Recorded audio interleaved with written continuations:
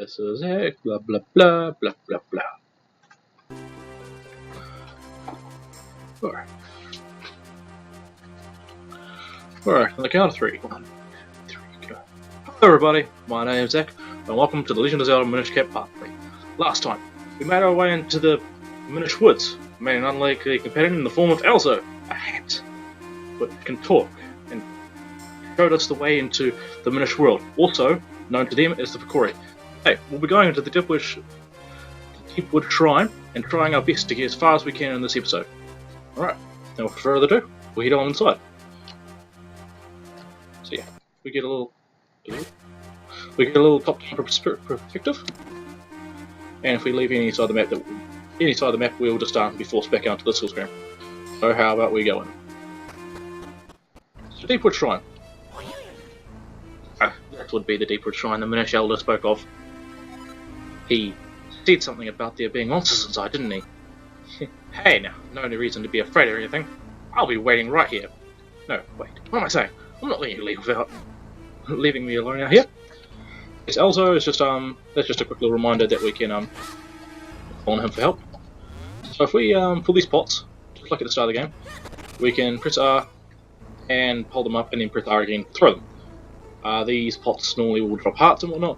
So with dungeons in the Legend of Zelda series, there's normally 4 or so to start off with, and they progressively get harder. They of course get progressively harder. There's also mini dungeons, etc, etc. In the main dungeons, there's normally a halfway point, including with a mini boss and the dungeon's item. We'll be getting as far as the midpoint, hopefully, today. Without further ado, if I come across anything that I haven't explained, I shall explain it. So, unfortunately, we can't go through any of these doors due to the fact that anytime we go in, we get pushed away by these spiderwebs. So, the best we can do is go north. We just push this little statue out of the way. We can go into this room. So it's slightly darker, as you can see. We can only see a little bit in front. The rest of the room is dark, but Link can see a little bit in front of him. So we got these new enemies. They're called Slagoos, I believe they're called. So if we just hit them with our sword, they take, I believe, 3 strikes to take out. These also have a tendency to... Slagoos also fall from the ceiling. They can only be found in Minish form. So if we step on these little panels, so puzzle, light all the torches, we get a chest, and it should have a key in it. Okay, use it to open lock doors and blocks. You can only use it in this dungeon. So yes, we can use it to open up doors, and what it said was block. Some blocks with keyholes in them. Using the key on the blocks will make them disappear. There's a locked door here. See if you can find a key to open it. As we know, we already have one. So if we press R on the door, it'll open it up. So we'll continue through. So, in this dungeon we are Minish and tiny, so this water will kill us if we try and go inside of it, because we do not have any way to swim. As you can see there, one of the Slagoos did fall from the ceiling, so just use our sword on it twice, and it'll disappear. Pot here. Oh, rupee. Yay! So if we just keep going north, Slagoos will fall from the ceiling, just beat those. You see that lever? I think you should be able to pull it. Stand in front of it and press R, grab it, and then press back to pull. Yeah, pretty simple. But he doesn't really specify that you have to hold down R. So if we do that and pull it all the way, it should open up the bridge, and it does. We can also do the same with the mushroom here. We pull back, and once Link's face goes red, we're supposed to leave. Yeah. You let go of your directional keys, you'll get flung across. Be careful, there is a Slagoo right there. Just check what's in these pots, see if there's anything of interest. Collect money. I'll be collecting whatever money I can early to start off with. Makes it easier when you need to buy items later in the game. So now we just keep going north throughout the dungeon. And we get the main mechanic in this dungeon, this barrel. I'll explain what that means by when we get there. But we got a new enemy here called a puffshroom. These enemies are invincible at the meantime. We do not have the requirements to beat them. And we get these we've also got these little dust clouds, which we can which we can't get rid of just yet. Wow, look at the size of that barrel. Alright. Right, how silly of me. It's not big, we're just small. So we can go underneath this little pillar coming off the barrel and that side, but unfortunately there's nothing over here. Also, with some leeches you can just do what I did and jump off of them and go down to a lower section, which we didn't want to do. We just want to stand on the switch, it ignites the fire, and gets rid of the vines that were holding the barrel. It's loosening it and little spike here. So it's kind of like it's being supported by the little pipe coming out, or the wooden stick coming out the side of it. If we go in here, we can go on either, we can move around, but there's not much we can do with the barrel just yet. The barrel is designed to move around in circles, but we can't do it because the other side is also caught up by vines. So we've got more of these mushroom enemies, which I cannot kill because unfortunately they're invincible as of right now. So we've got a little puzzle here. We've got two switches. One of which is next to, oh my god, next to a statue. The answer to that puzzle, of course, is just to move the statue onto the other switch. I'll just be careful here. So we have one there, one here, and that'll ignite the switch, turning on the flame, and igniting the vines, drawing them. So now we can go into this barrel and just ignore. Oh yes, it's also something else the puff stalls will do. They'll just jump up occasionally and spread some spores and create more of the dust clouds. So now that we've unlocked all the well, burnt all the vines, the barrel will now move. Ah, you be careful, my lad. The barrel just moved. So that's just a hint to this. So now the barrel will turn around in circles, and depending where the barrel stops, it allows you to get to new places. So I believe if we do this, there we go. We can now get off on this side, which we could not before. I believe this is the correct way. Yes. Now, I do not remember what this enemy is called, but I believe it's called an anti-fury? Or that might be wrong. These take 3 hits to take out, but they will dash at you if they see you. So I believe if we cannot push this block out of the way just yet. We will be able to push it from the other side. It's just a shortcut from the other. Once we get to the other side, there's another one of these mushrooms. We hold back on it, and then we'll be able to jump all the way across. Just being cautious. Some money in these jars. Put them up, and we'll be able to get into this chest here. Which, if we open it, we find the dungeon map. We'll be able to check it on our start screen. A lot of rooms and all the rooms that we've discovered will be lit up. So if we go there, so we get a little preview of what the rooms and where everything is. So we're currently in the first floor, just to the left a bit. So now we leave that. And there is another piece of heart over there. We'll be getting that later on as the dungeon progresses. So now all we have to do is try and get to that little area there. So it's got a little indentation there. We should do it about there. If you do it about there, you should be able to make it across into the center area. Now these enemies here, I believe, are a variant of P-Hearts. P-Hearts are what's a Legend of Zelda staple. Right, these ones are a bit different as they don't need to land. What we need now is something to hold down that switch. So there's little indentations in the ground here. Back to the P-Hearts. P-Hearts normally would fly around, land, and that's when you can attack them. These ones fly around, but you can still hit them with your sword. So what we're supposed to do, there's a little clue on the floor there how you're supposed to... That's when it's been scraped across, so you're supposed to just push the spot and put it on that switch. If you tried standing on the switch before, it would and try and get off, the switch would reactivate and this bridge would to not a bridge. So this puzzle is fairly simple. Once you take hold of something, use R and push it or pull it. This is extremely important. I hope you take pains to remember it. Oh, so you just want to remember it very well. So what we're supposed to do is pull one out, pull this one out, grab it, pull it back, put it onto there. The chest appears, but we get off the switch and it disappears. Grab this one, pull it across, and there we go, we get the small key. Well, another small key. Every time you use a small key, of course, they break. So now we got access to another room. But if we open up our map, we're supposed to go to one of the red doors that are locked. So I believe if we go back to the bell room, luckily the bridge stays locked down in place. So if we go down to the bell room, there's a little shortcut here, we just put that out of the way. And there should be other ways for us to go around in the bell room. We should be able to go into the top right now. So if we go like this, we should be able to go through here.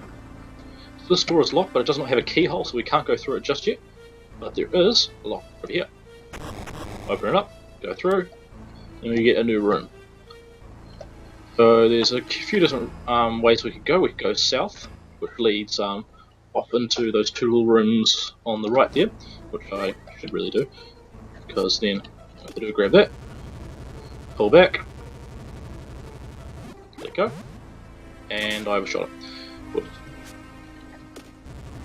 Should be about here. Still too much. And about here. There we go. So now if we do stand on the switch, it fixes that bridge. Now we can just jump, go across this bridge instead of having to go over that mushroom over there. So next I believe we do this again. And I believe there is a wall at the end of this one. Yep. We should be fine. And more blocks. Oh, sure, why not? Get some rupees and money. There's a 5, so that brings us to 41 rupees. Just get all these and go into this room here. So we get a couple of Sigaloos in here.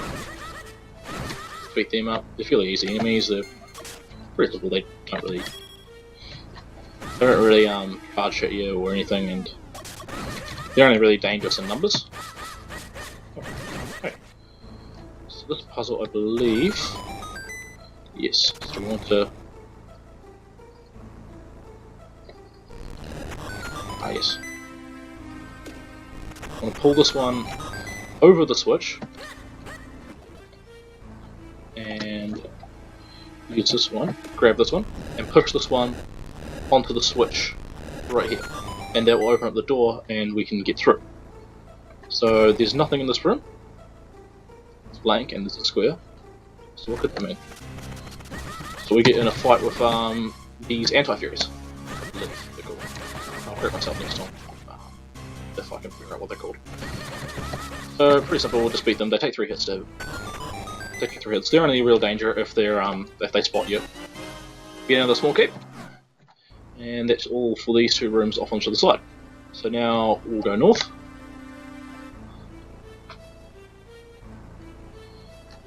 And with these little stones in the way we can't jump off.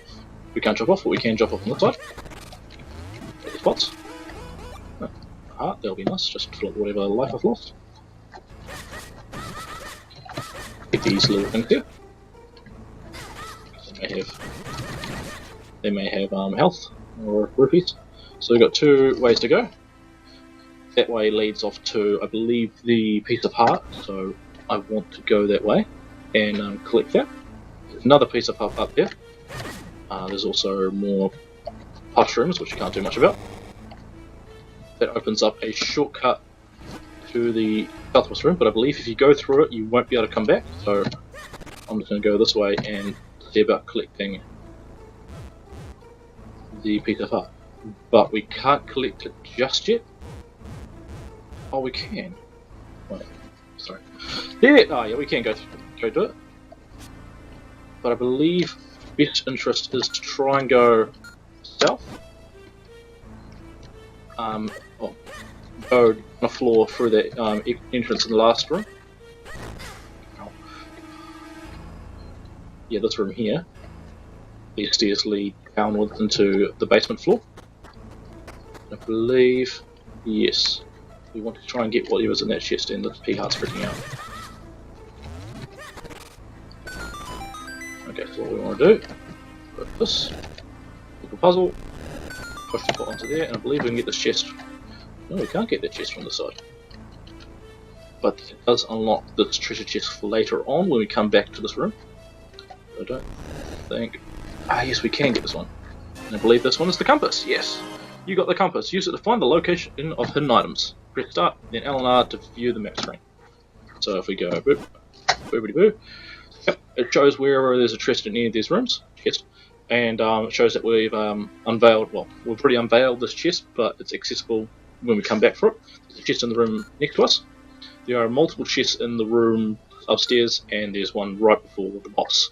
The little skull mark means that that's where the boss is to be fought. And yeah, reasonable. So I believe there's nothing else we can do up here except for unlock that chest. So now we want to go to that room that we saw that little enemy in. And I keep getting hit by these things because they're annoying. So with that key we have from the earlier room, we want to unlock it and get into this fight. So this is the mini boss of this dungeon. It's fairly simple. You have to just get to its head, and it will reveal its spot on its back, which is its butt really, and it will just charge around the room trying to get to your face. You just repeat this process multiple times.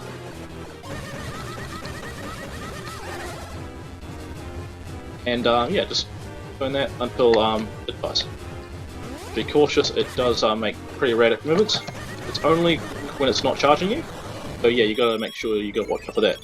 And then defeating it reveals a chest. And in this chest, the Gust Jar. You got the Gust Jar. Hold down the button to draw things in and release them to fire up. Use A or B in the item screen to use it. Yes, if we go to the item screen here, we can now select the A instead of our sword, or B instead of our shield. I usually just prefer having the sword on A and whatever item I need to use on B. Yes, you can, once to fire off a little gust of air, we can hold it and suck things in, and then it'll release them. So this will unveil spiderweb doors such as this, and you can now go through them. This also is the way to beat these pustules. So you wait until they turn grey, and then you can hit them with your sword. They take one hit to hit after one hit with your sword afterwards, and this makes them much easier to beat. I believe if we stand up on this, stand on that switch that I unveiled, we can get materia shells. I'm not sure what they're for, but let's just hold on to them for now. Yeah, that's just an item for later on. Yes, this bus shows a bellows, or the Gust Jar as it's called in this game, can draw in pots with its king power and then fire them off. It can also clean up this, I'm just going to call it dust or spores. And standing on this switch reveals the warp for this dungeon. So if we go back to the very start of the dungeon, there'll be a little warp, which I'll do because that leads us to the Pizza Hut. So yes, if we go straight down, we'll be back in this room, but it'll lock behind us. Oh, it doesn't. Okay, so we'll beat these two. It says that there's a chest around this area, so we want to do that. So I wonder where it could be. There's a little switch right here, and we can open this chest up. We get 10 more Mysteria Shells. As it says before, we don't know what they're for just yet, but we will find out. I'll be getting this Pizza Hut, and then I'll be ending it off here. But yes, that was the mini boss section. I don't believe there's anything over here. No. I have a right to assume that. So now it's appears to be no way back, but I believe if we use the Gust Jar on these mushrooms, it'll suck them in and do the opposite direction as if we were to use them normally. So if we go down one more, I'll just ignore these sluggers. This one deserves to die. Mr. Rupee. Oh well. And there'll be a little warp point here, so if you need to ever leave for some reason the dungeon, maybe go heal up or do some things, that means this is just an easy way to get back. This also allows you to go into the lower floors with the jar and the entrance. So I believe this, the left one takes you up, the left one also takes you up, I believe. Oh no, these ones take you up. Oh right. No, these take you up towards the boss entrance. If we go up, we can see there's a still mushroom there to take us to the boss door, but we do not have the key. Boss doors have a special key that is required called the big key or the boss key, and that's the only way you can get through. We have to continue with the dungeon until we find that key. If we jump on this panel and go up, we get our third piece of art. Click on more and then we increase our life energy. So I'm going to leave it off there.